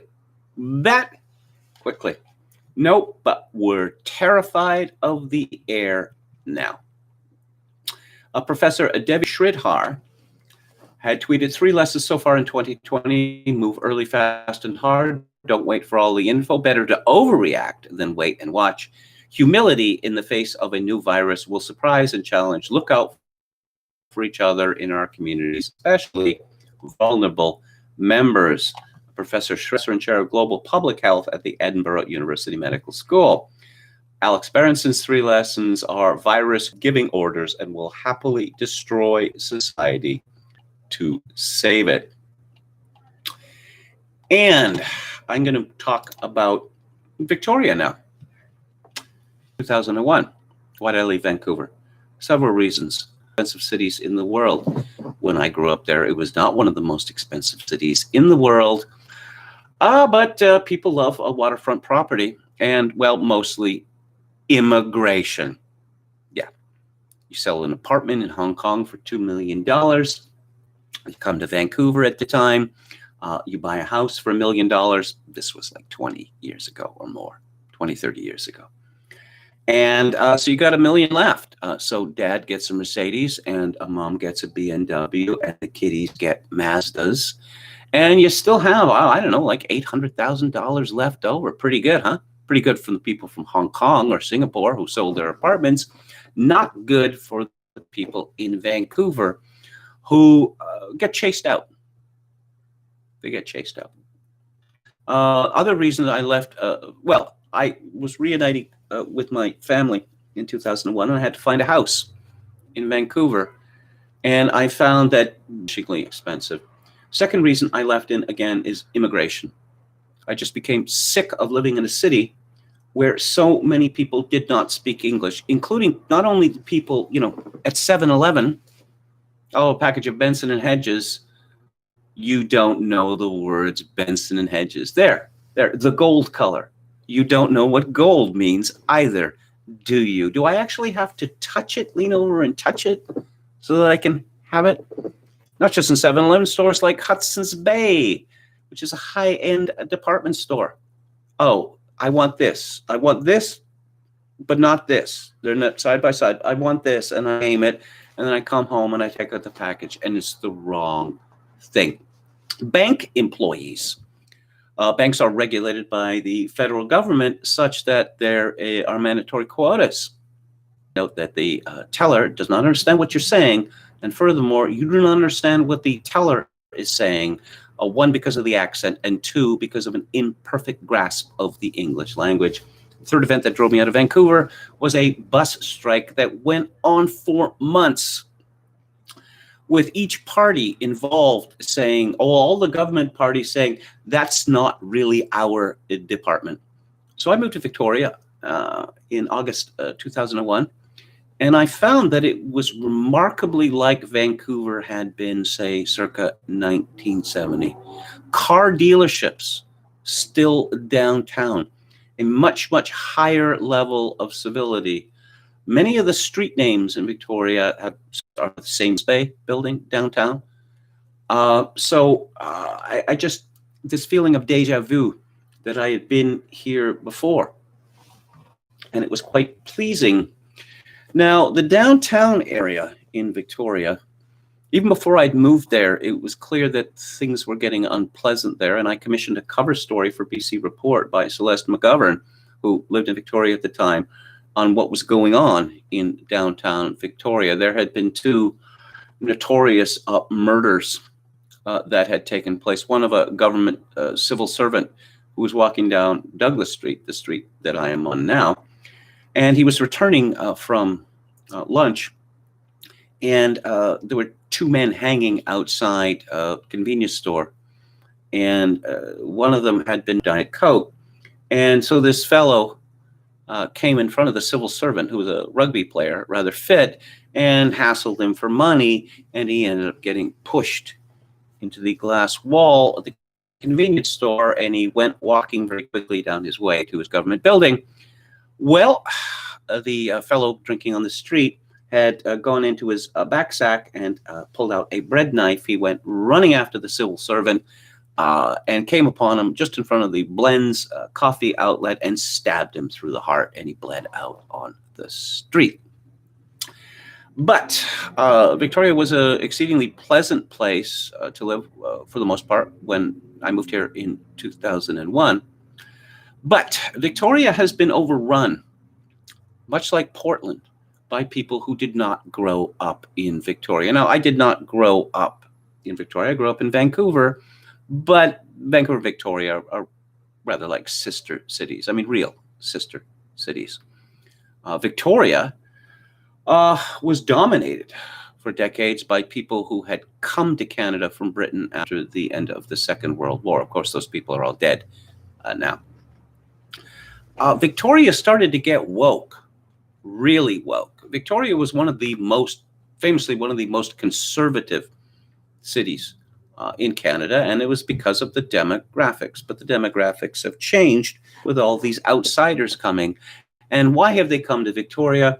Because the places where they are in are hellholes, and they want to live in a place that isn't a hellhole. Oh, and the weather is so nice in Victoria, which it is. It has the best weather in Canada. And it's also quaint because it's significant Vancouver, and thus older architecture. And, this sort of fetish for health, fitness that exists in Victoria. But they bring their nasty political ideas with them, same way that people colonized Portland and Vermont and Massachusetts, New Hampshire from Massachusetts, have brought their nasty political ideas with them. So we have a lesbian mayor in Victoria. She didn't tell us she was a lesbian when she was first elected.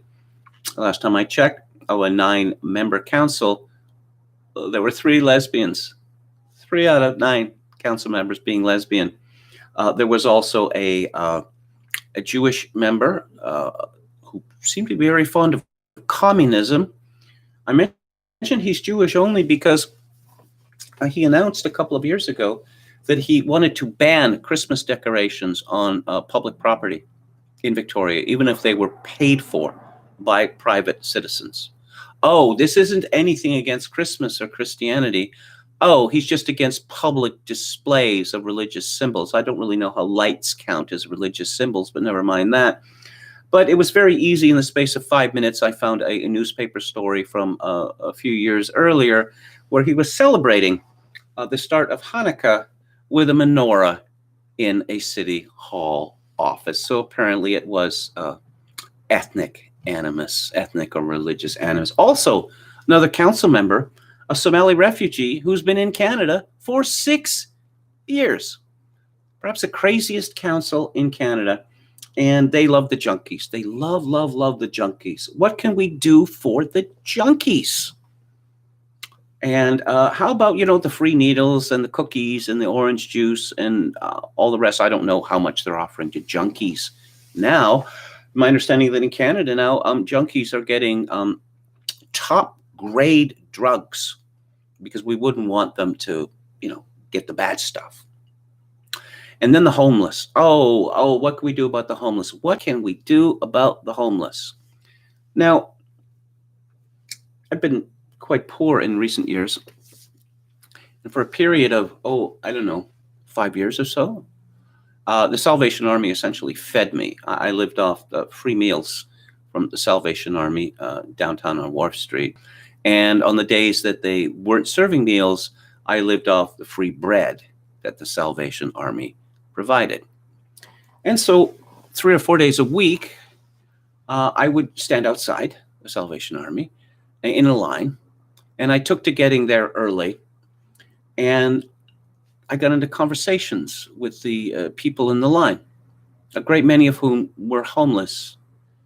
And somewhat to my surprise, I discovered that a great many of these men, because it was always men, were homeless by choice.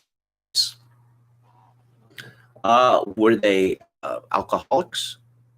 I don't know, perhaps. They didn't seem to be drunk when I was talking to them. Keep in mind this. They drug addicts? Possibly. But you see, I've got to be drunks, low functioning drunks, and drug addicts look like. There's certain things that give them away. Clothes, demeanor, facial expressions, rotten teeth, sunken faces, verbal tics, body movements. It seems to me are motivated as much by unsullied rage as by chemicals.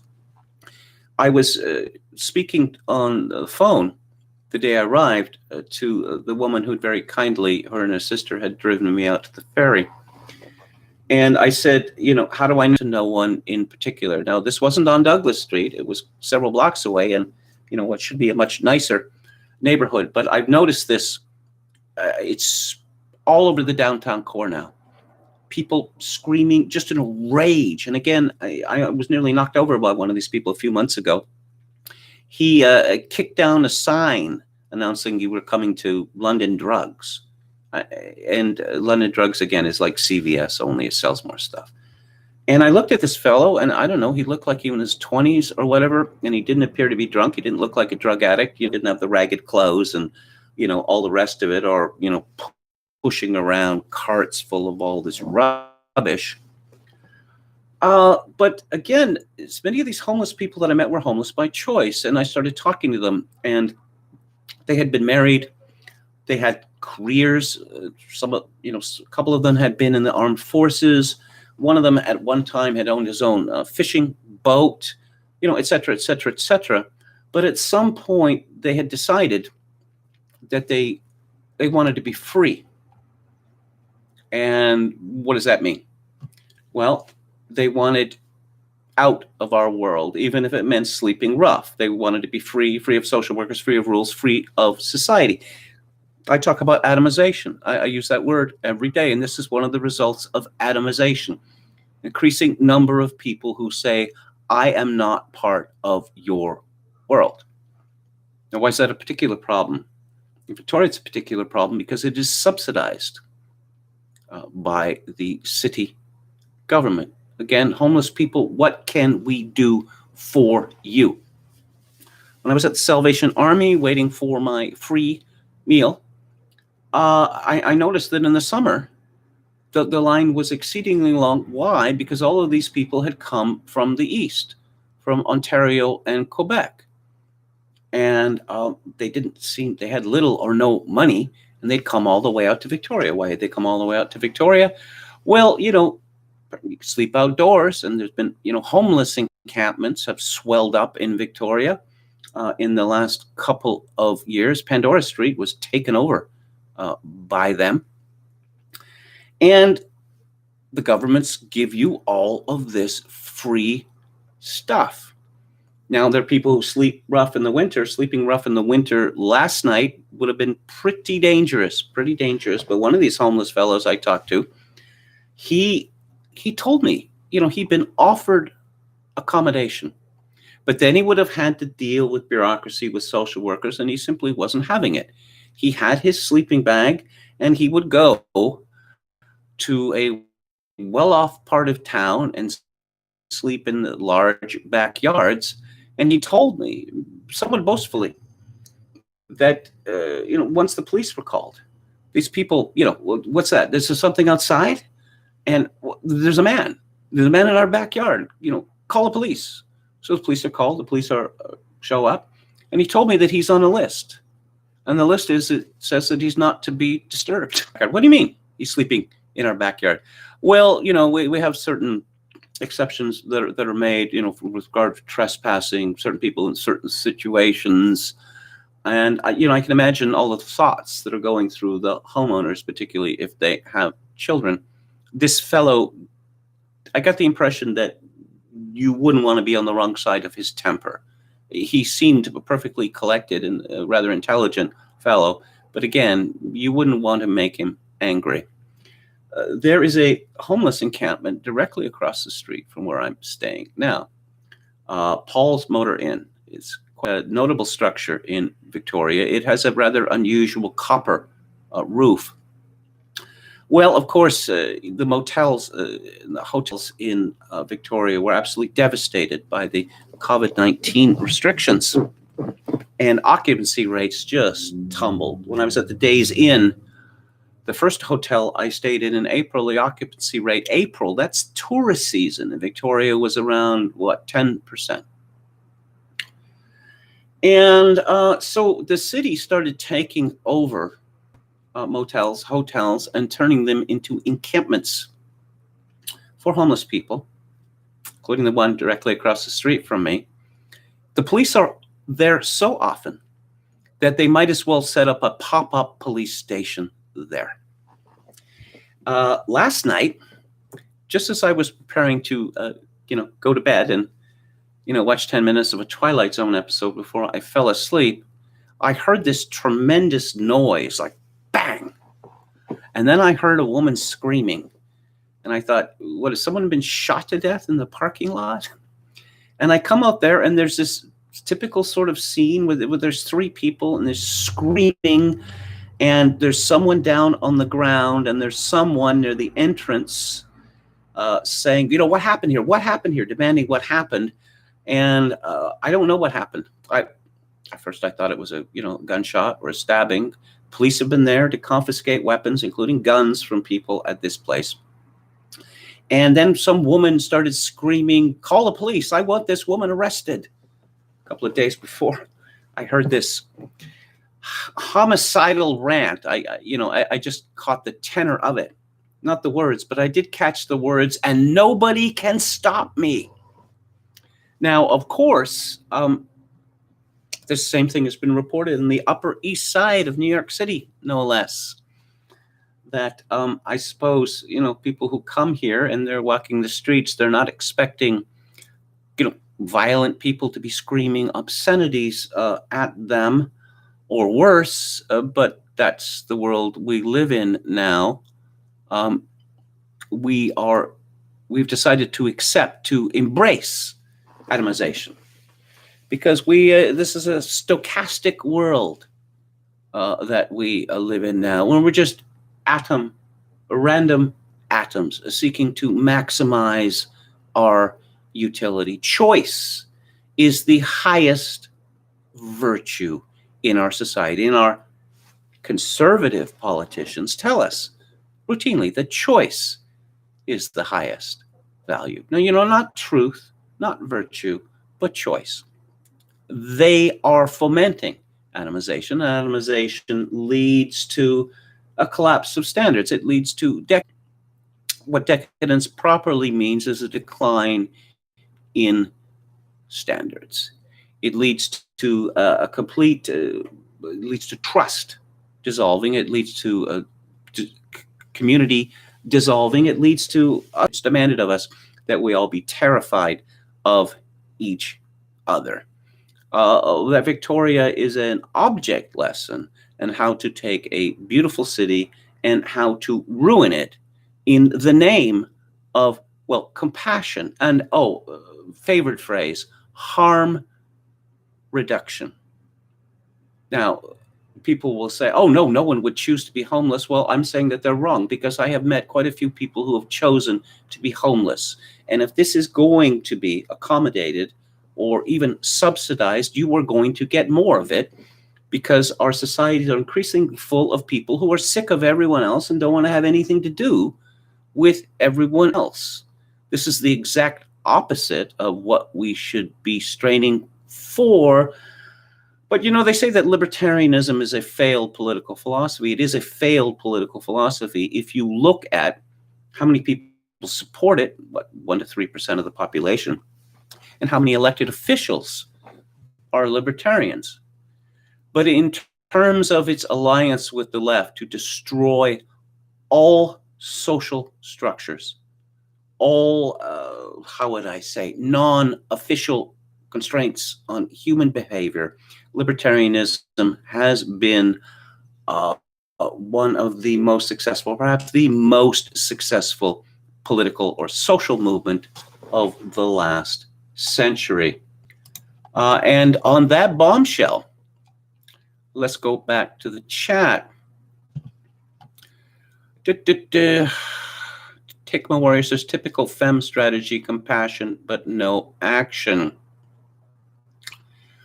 Okay, and there's some talk about pillows in the chat.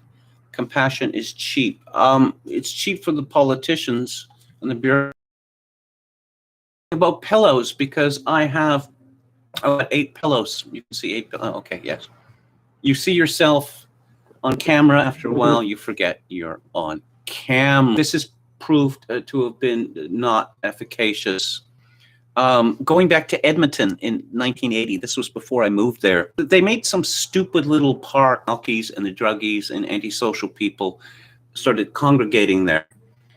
And drug deals, regularly going on. And it was difficult to see because they were hidden by these artificial hills.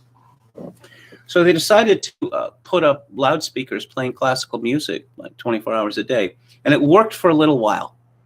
But then the chuds decided, they could get used to that. Eventually, they work a little better. But of course, as we've seen in Portland, no, we have surrendered to the homeless. Again, the question is, what can we do for you? How may we serve you? And that is going to be it for tonight. I'm going to be back p.m. Eastern. What's coming up on this show culture-wise?